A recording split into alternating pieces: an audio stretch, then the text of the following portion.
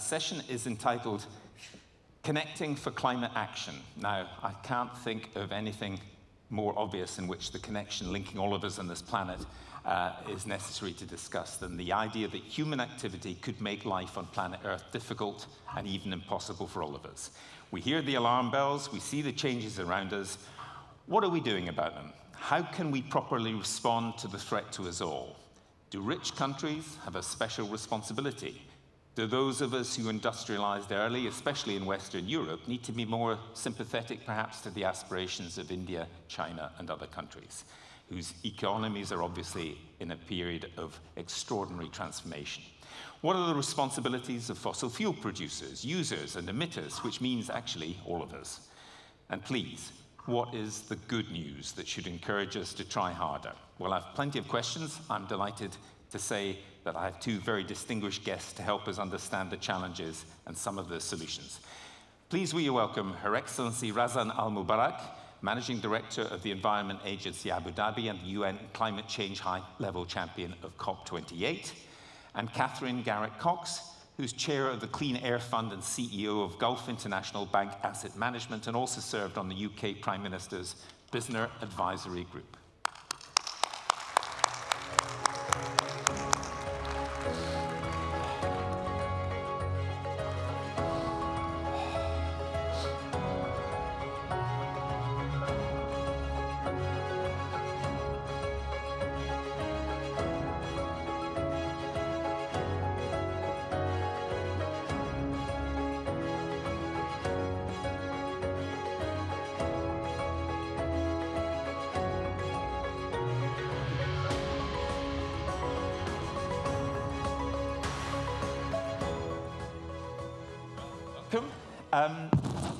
There are so many connected climate change problems. The most obvious one is the science, and then the politics, and then the economics. So maybe we could begin with the science, Your Excellency.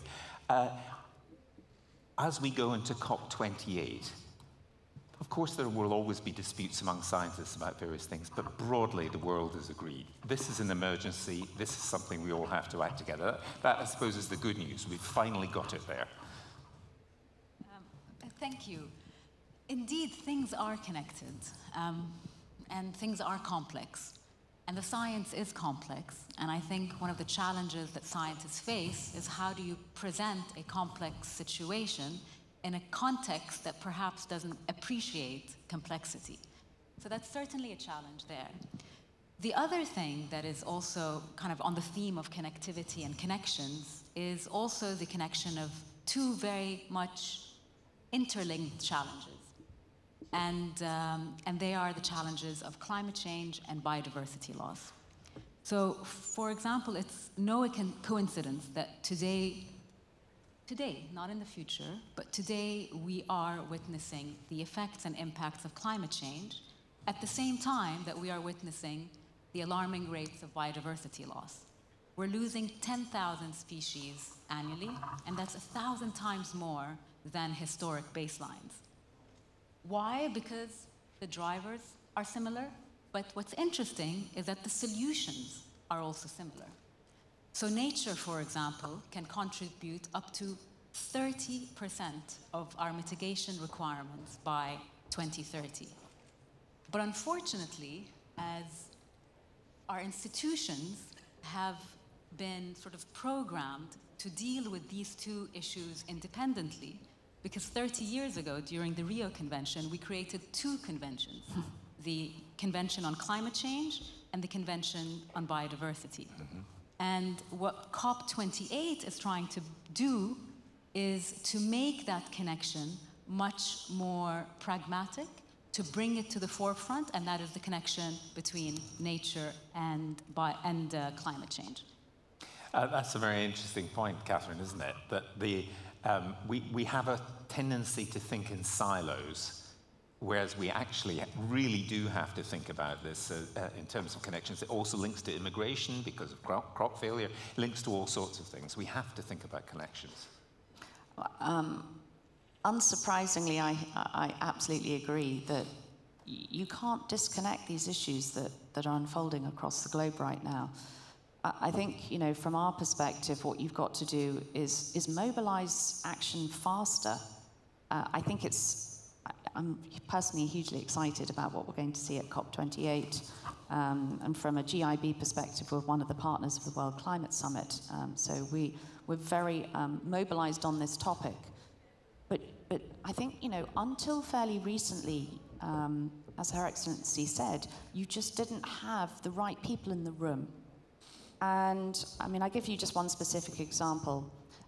We've been friends of Ocean Action for some time now. It's an extraordinarily brilliant group of people, ocean scientists, oceanographers, people who've tirelessly worked on the protection of the oceans and conservation for many years. But what I found when I started going to these meetings, well, firstly, I learned a lot. Secondly, made some extraordinary connections. But thirdly, finance was really not represented in the room. And it is not about who does what. It's about what you do together. And if we are able to mobilize, use the connections that we have, build those networks, I'm really confident that we can make change. But as you said, Gavin, you've just got to break out of a traditional silo mentality and do it together.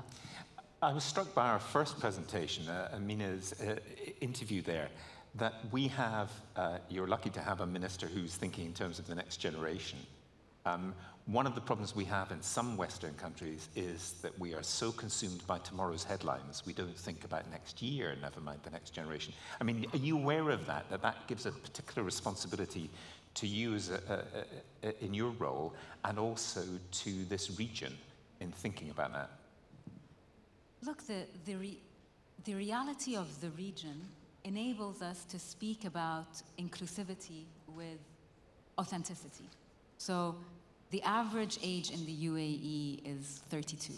We are a young country. And as such, comes very naturally to us to ensure that we include the voices of the younger generation to put together the policies that are required to tackle some of the challenges that we face. And in that context, I'll bring it back to what you were saying, which is, it's no longer plausible to separate issues. We need to bring those together. And it's no longer plausible to expect one sector of our society to deal or to invent the solutions of the future. And so when you think about it in the context of COP28, so COPs traditionally are when it's the convention of the parties, so states. But the first connectivity there is that one government can't solve the problem alone. So we need the parties to come together. And the great challenge that our COP president, who just walked in the room, is how do you facilitate a political process where governments can indeed negotiate, work together to find and draw a new pathway to the Paris Agreement. But at the same time, at COP28 and previously, the recognition is that governments can't do it alone. You need the private sector, you need academia, you need finance, and this is why my role as high-level champion was actually conceived. It was conceived in Paris with this notion that actually governments can't do it alone. Non-state actors, private sector need to work along and collaborate to find a pathway to Paris. Can we pick up Catherine's point there about what is the role of finance in this? I talk to a lot of financial institutions, and people within them point out to me, we may be in finance by day, but we're consumers, citizens, voters, whatever, by night. In other words, we have the same concerns about our family as everybody else. But what specifically do you think? Why specifically does finance have to be in the room? Well, if you don't have finance in the room, you can't pay for some of the things that need to unfold. But there's there is a difference between public sector finance and private finance. And the reality is that to date, probably more than 70% of finance going towards climate change initiatives have been provided by public finance purses. So the private sector really needs to step on the gas. And I think, you know, the role of investors, because I come at this as an investor as much as someone from the finance industry, is that we have to hold people to account. And for that to really be successful, you need to have the right data, and you need to have those pathways that you can hold people to account against. The whole finance industry has been rocked, as we all know, over the last few months and years by greenwashing. And you know, my take on that is that it's very easy to put a nice badge on your firm's website and to talk about all the nice things that you're doing. But the role of the investor is to really dig into that, to establish whether what you say on your website actually manifests itself on the ground. And so I think that there is a role of finance to play in both mobilizing others. So finance is both public and private, but let's not also forget the role of philanthropic capital. So the Clean Air Fund is a philanthropic initiative. We were launched at UN Climate Week back in 2019, and what we've done is really mobilize people around the whole topic of air quality, which if you speak to Christiana Figueres, she would have said air pollution, air quality was the one SDG that should have been next.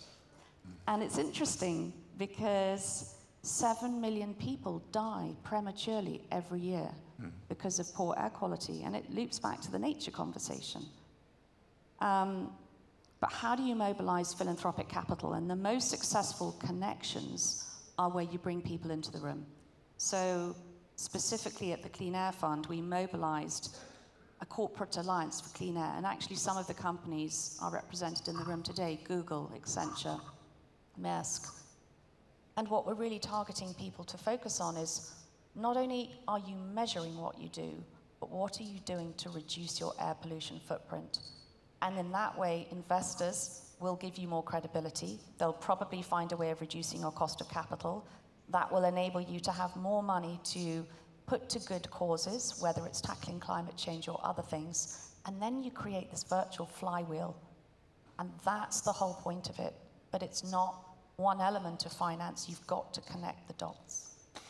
And it is happening in some places. I mean, the Norwegian Sovereign Wealth Fund, Norge Bank, for example, I've talked to some of their people. They do try to put parameters on who they're going to invest in and hold them to account. So that does happen, and partly because they feel a particular responsibility because where the money came from.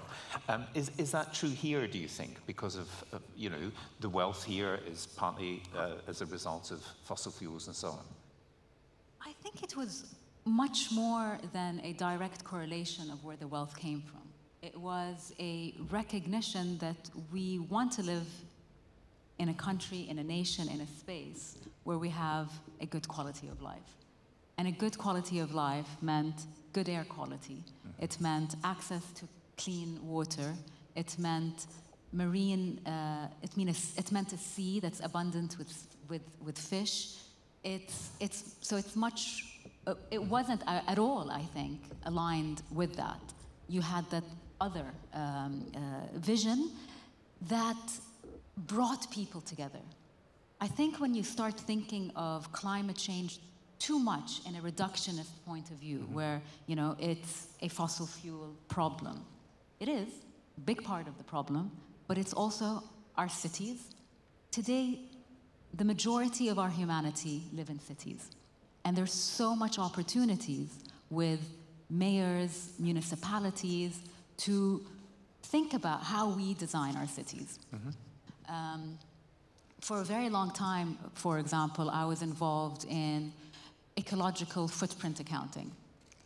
Again, it's very similar to what you would do with climate change accounting, but really work in a building to try to understand how much energy the building consumes, how much water, where is food being used and where is it being imported, and all the various supply chains that are needed and required to keep this building and the individuals in this building afloat.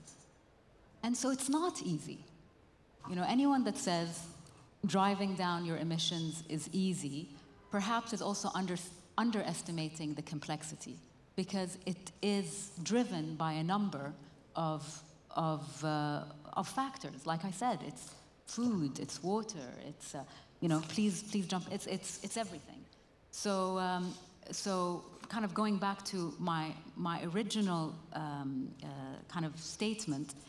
You know, it's not one single narrative that brings people together. It's accepting that there's going to be different narratives that drive people to the same end. Katherine?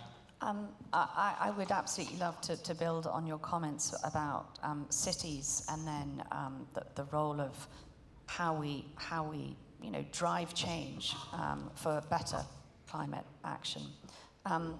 So actually at the Clean Air Fund, we piloted this amazing program called Breathe Global in London. And the sort of essence of it was that we wanted to be able to, through air monitor controllers, map how air quality was across London. And so much so that, you know, for instance, we deployed little sensors on the back of children's backpacks walking to school.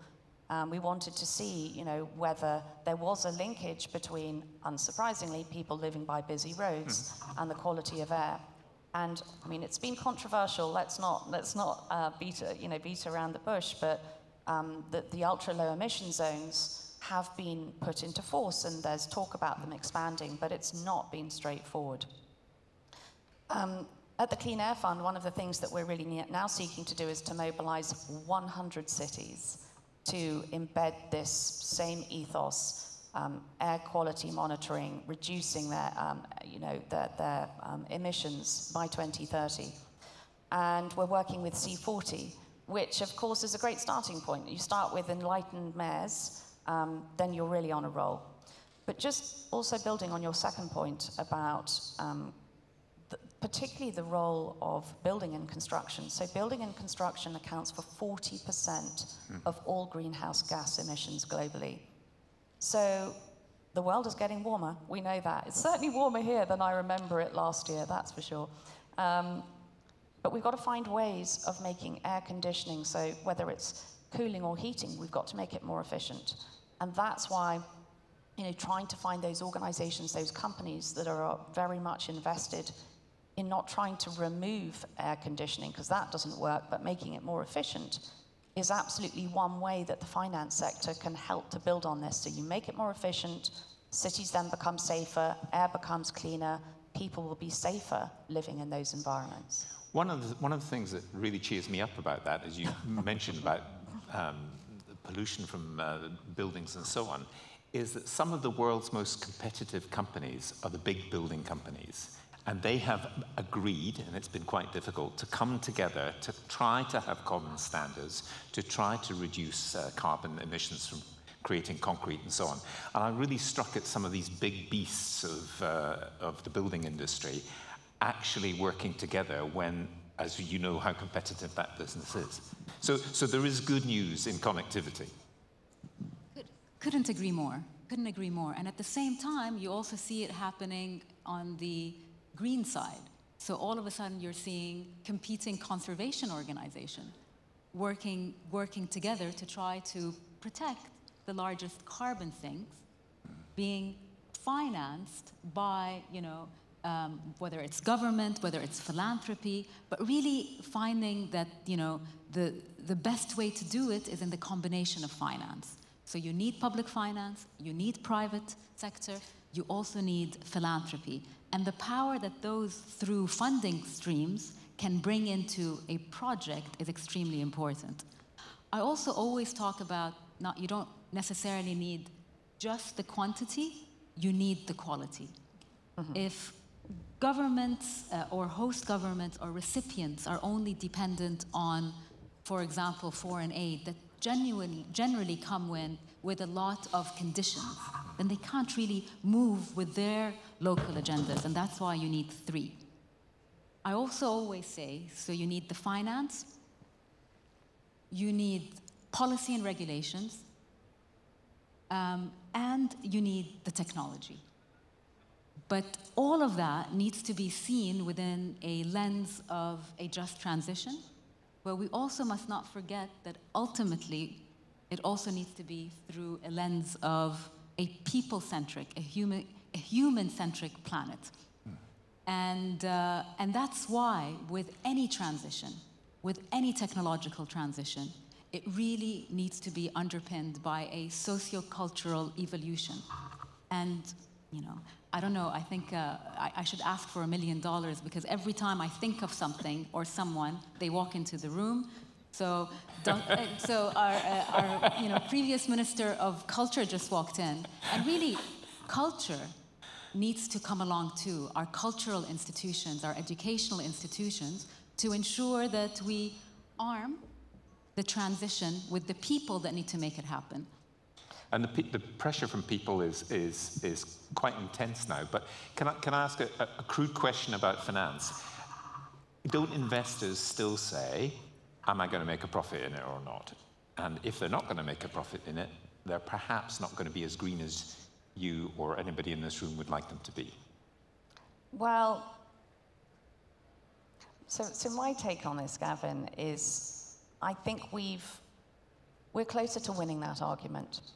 I have to say, having spent more than 20 of my 30 years in finance, in sustainable finance, it was a pretty lonely space back then. I mean, we were the sort of weird people in the corner. No one wanted to take us out on the road. And then suddenly you sort of, you switch forward 20 years, and suddenly all of these people who I knew 20 years ago have on their CVs that they've long been champions of climate change. I'm like, really? Well, that's great, crowd them all into the room. So I think one of the older arguments was, you can't make money if you do it this way. I think that's actually missing the point. Any good person, when you invest in finance, when you look at investments or companies, it's risk management. It's no different to that. As somebody who spent my whole life looking for good companies to invest in, of course you're going to consider what their environmental footprint is. Of course you're going to consider how they manage their supply chains. Are they fair to their people? How do they manage their stakeholders? And at the end of it, how do they govern themselves? Do they have an ethical system that supports the broader financial industry? So it is absolutely clear, coming back to Her Excellency's point, you need the quality of investments in this space. And there is a disconnect, as I see it, between the volume of money looking for a home and some of the projects. Some of them are very, very small. So trying to build that network to connect the dots. There are probably, so many global entrepreneurs who want to tackle issues around climate change, but half of them don't know how to raise the money. And I mean, I've literally sort of lost count of the number of people coming to me in London doing amazingly brilliant things, but can they raise 500,000? Can they raise $1 million just to get something off the ground? Not always. So I do think there is the role of networks and connectivity, and I think COP28 is an amazing opportunity to do this.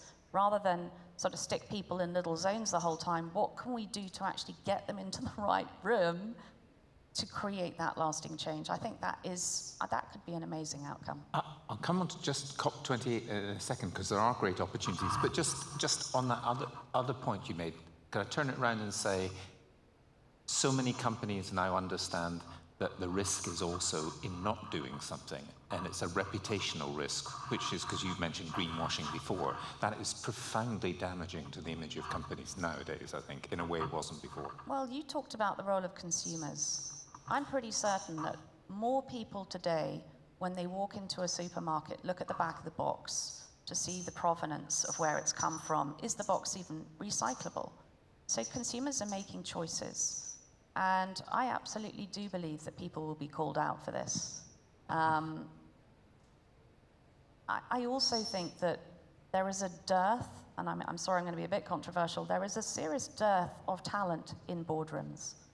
So the people doing some of the best work that I see aren't yet in the boardrooms, and that's where you really need those voices holding people to account across the board. So, I mean, we've done a lot of work trying to educate people not in a patronizing way, but you've got to take people by the hand. But it comes back to the more people in the room, the more velocity you will get to tackle these issues. And then it really does become, I mean, it has to be a legacy that at the point that we hang up our working shoes is something that we're proud of. And otherwise, why do we do it? Why do we do it? Your Excellency, the challenges of COP28 are quite enormous. I mean, trying to get people in the room, trying to get them to have an agreement that is not a sort of bottom of the feeder kind of agreement. So how do you see this year shaping up? I think people are genuinely tired of, and I'm not just saying it because I'm sitting on this stage of the National, but headlines without content. I think people are interested right now with real action and implementation. And so the challenge that we have, but also the great opportunity, is to try to look past headlines and to really focus and almost curate a discussion around implementation. The UAE is, again, not new to this. It's a juxtaposition geopolitically between North and South, East and West, is in a really good place to actually convene, but do more than convening. And I say curate is really look at what is required today. And the requirements are very clear, complex, but clear. We need to work on mitigation. We need to collectively, globally, reduce our emissions. There are things that we can do now, and there are things we need to invest in the future. Adaptation, there's a clarity there as well. We know that even today, yesterday the headline at the National is, we've already come to the 1.5 degree world. It's no longer in the future. So today, how do we adapt to a warming planet? And again, governments can't do this alone, private sector can't do it alone. You need the convergence of government and non-state actors. I want to throw it open to questions in a second as well, but how difficult is this to actually, when people come here, diplomats and leaders from all around the world, there will be people of goodwill, but there will be people with actually quite varying agendas as well. That's the tricky bit, isn't it? We all want, you want clean air in Delhi, we want it in London, we want it in New York, we want it in Abu Dhabi. But somebody's got to pay for it. And also, some other countries, Maldives, and for example, have really acute problems, which the rest of us may in some way have to bear some responsibility for. So how difficult is being the British diplomats talk of a Sherpa to lead people up the mountain. I mean, how difficult is that going to be? I mean, I would really look at Dr. Sultan. I believe he hasn't slept since his appointment as a president-designate of COP. But it is complex. But I believe we have significant drivers and trends that give optimism. On the mitigation front, the cost of renewable energy keeps going down, and it's on that trajectory. With respect to nature-based solutions, the science is there. We can today, by protecting our global sinks, our forests and our oceans, can achieve 30% of mitigation by 2030. This is within reach. You have, at what Minister Alama was saying, you also have a crisis at hand.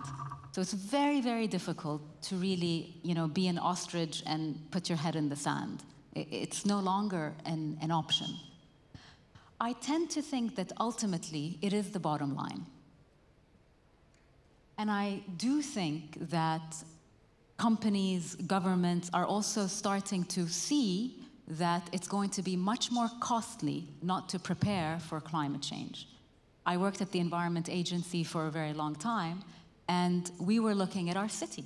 We're all here, and all of our desalination plants are on the coast.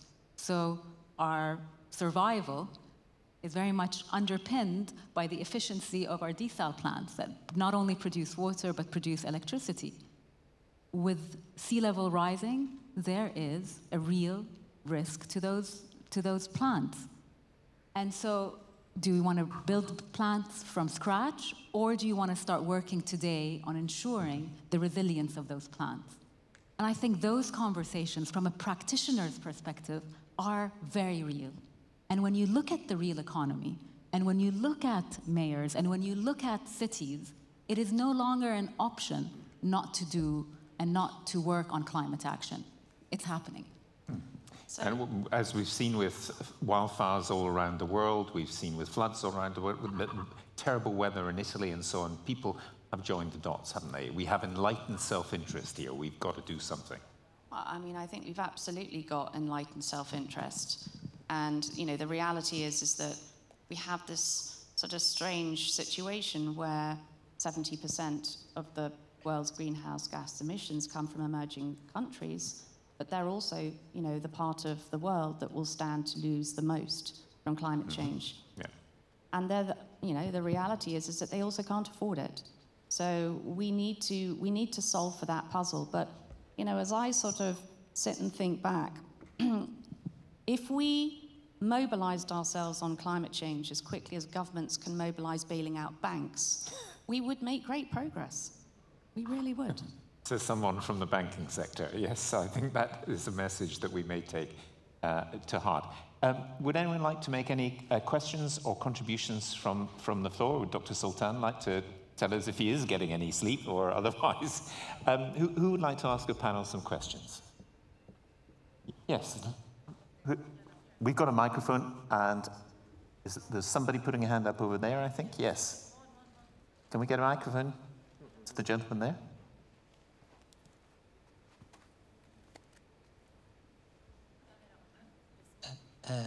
Your Excellency and Mubarak, thank you for highlighting the importance of the culture of teaching about environment. I think you said, you know, headlines are nice, but you want content and action. I do believe that, you know, the culture of teaching people, whether it is in the Friday prayer or across the board, is a very important point for us to work towards. I think we all mean good in it, and I think with the technology, hearing the Minister of AI, we can really make this faster. Thank you. Thank you. Your Excellency, I tell you, my children nag me about this. So there is a generational, well, it's quite easy for they get it. And older people sometimes didn't get it, but they do. And that's the biggest cultural change I can think of. Yeah, and I also think about a multidisciplinary approach. So when you think about the outputs of, I mean, excuse me, my analogies will always take me back to nature, but I can't help it. So if you think about the most resilient nature is the one that's the most diverse, and it's the one that provides you with the most services. So think about, you know, the salt marshes of Iraq, or think about the fertile crescent that was able to bring forth civilizations. Similarly, in society, we need to ensure that all the various sectors are empowered to participate in discussion, but also in solutions. So we certainly need the scientists, but we also need the artists and the poets and the writers to inspire us to continue to do more. And, you know, when I'm asked, how would you describe or how would you anticipate the success for COP28? And for me, it's one word, and it's inclusivity. Not because inclusivity only for the sake of inclusivity, but I do believe in the diversity, in the diversity of thought that inclusivity brings, we will find the solutions that we need. Thank you. Some more thoughts? Yes, there's someone at the back and then someone at the front.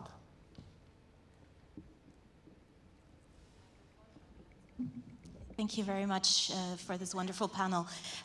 One of the concerns that I have looking at the fact that we're trying to tackle a global problem, so we need global collaboration on this.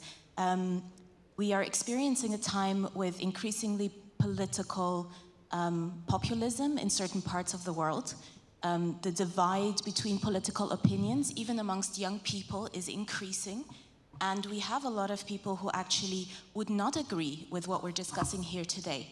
And I feel that that number of people is actually growing rather than decreasing. So whilst I think it's amazing what we're discussing here, and I think we're all probably aligned in this forum, what can we do with that growing population of people who feel disenfranchised and who do not agree that this should be a priority? Thank you.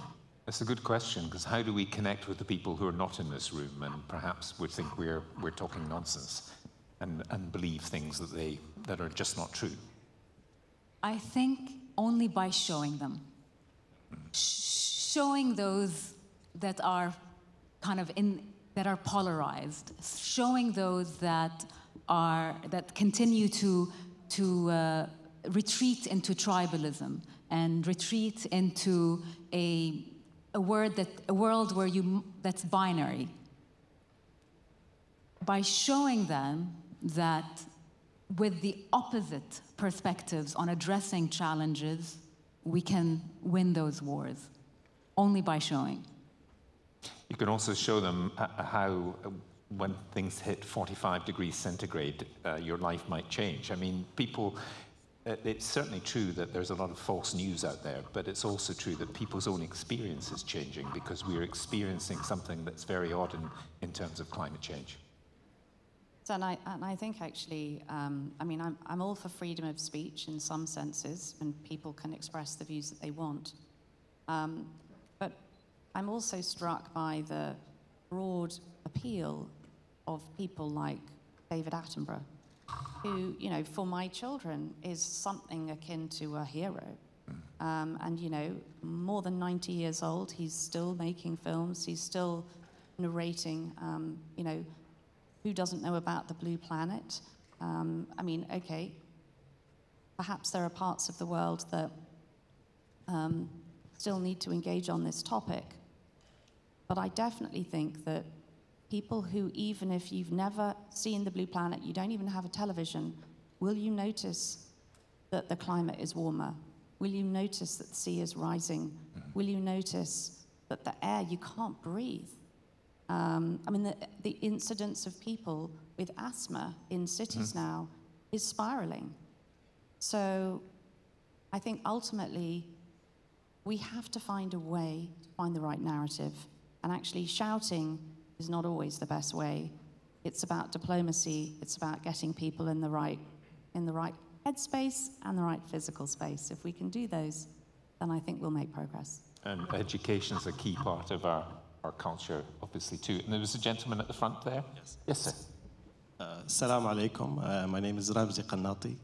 I have actually two questions, one for Katherine and one for Your Excellency. I'm representing the entrepreneurship landscape, and I think one of the comments Katherine made is access to capital. This year we have a COP that is promised to be a COP of action. What do you see is the gaps that today entrepreneurs at early stages, even at ideation stage, are facing, and how can we overcome them? And then the second question to Your Excellency, Razan Mubarak, will there be opportunities to collaborate and bring the entrepreneurship scene as part of the agenda during this year's COP? And I'm very much happy to have this conversation following this stage. Thank you so much. Thank you. If I just briefly take the first question, it is incredibly important. It comes back to innovation, because a lot of the technologies that will help us tackle climate change and issues that affect us today don't exist yet. So we've got to find those ways. So from a very practical perspective, a couple of initiatives we've been very much involved with. One has been the Circulars Accelerator, which was an initiative put together in combination with Accenture and others. But it's really helped find very early stage ideas, some of them perhaps only slightly formed, not fully formed, and then figure out through a judging and award process how we can make those right connections. And equally, through our great passion for oceans and blue finance, and this real desire to build that, there's this really, actually, I know there's someone from the forum here, there's a great program called Uplink, which is a World Economic Forum initiative, which specifically looks to do that. It connects entrepreneurs and innovators with investors. And so we were part of the panel judging the ocean entrepreneurs. I mean, this is, honestly, it's so inspiring. And you kind of rush home and you totally change the narrative that you're having with your children, saying, don't become an accountant, go and become an entrepreneur, because it's just so much more important. So I think those, find those networks, find those nodes, because the money is there. But, clearly we just need to make sure that those conversations are happening. But I mean, for me, if the first word for success at COP is inclusion, the second one would be partnership. In the context of what you said, and I think in the context of our region, I think it's really important that we don't have a million accelerator programs, because it just dilutes what we're trying to do. Rather, really think about what is happening in our part of the world, make sure that we connect the dots between the accelerators so that they become more significant and are able to attract more serious players. And then also don't forget, going back to my nature of analogy, the little fish, the ones that are at universities, starting, so early investment in research. So we need to have the full gamut of supporting the entrepreneurs, from a research level, the small size, mid-size, and large size. And we can only do that, in my view, is through partnership and connectivity. And so would love to connect with you offline. Thank you. Well, we're connecting again already. Any more questions? Is there anybody over on this side? It's slightly more difficult for me to see. One more, got time for one more thought? Okay, well, let me try to wrap up with some thoughts about reasons to be optimistic, because I think we actually have reasons to be optimistic, don't we? One of them, this might sound like a small thing, but I noticed that the people who used to call them effectively climate change deniers have now changed to climate change skeptics.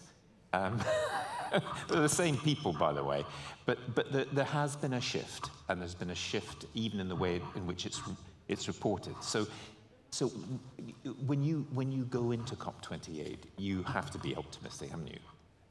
Yes. But maybe you could expand a little bit on that. I mean, look, you're going to have some of the big beasts from around the world who are going to want to have good headlines back home. Look how wonderfully well I have performed as Prime Minister or President or whatever for my people. So that's, you're going to have a lot of egos, I suppose, what I'm trying to say. However, most of them get it, otherwise they wouldn't be coming here. So, I am optimistic. I am optimistic because I think just by the UAE hosting COP28, I think brings people to the table that normally are shunned from being part of the table. So I think that gives me optimism, this ability of the UAE, like I said, to convene.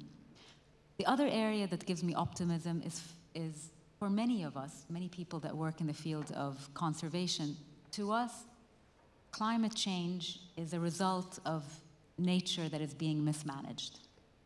And what gives me optimism is, as a practitioner, I also see how nature can respond and can heal. I see that if you leave nature alone, it will heal. If you help it a little bit, it will thrive. And within that context, therefore, I see great optimism in having success both in COP, but also being able to address climate change moving forward. But obviously, I'm not also naive. There's a great sense of urgency. We need to act now, and we need to act together. Katherine, I'm struck that the one thing that makes me optimistic is that old Hippocratic oath that every doctor is supposed to take. First, do no harm. So if we could ameliorate that, many of the other things would follow, wouldn't they? I mean, I'm hugely optimistic, but I don't think we've got lots of time. So there is that tension in the room that we've got to address. I'm optimistic for a few reasons. One, because I genuinely see that there is will to do this. So you've got to start with that, and you've got to keep that snowball rolling. Two, I'm really optimistic because the connectivity that we now have across the globe means that it's so easy to find really what's happening on the ground. 20, 30 years ago, we had no idea. We had a few images, but we didn't really have a sense. The technology, the science is now so much better than it was. So we have the will, we have the fact.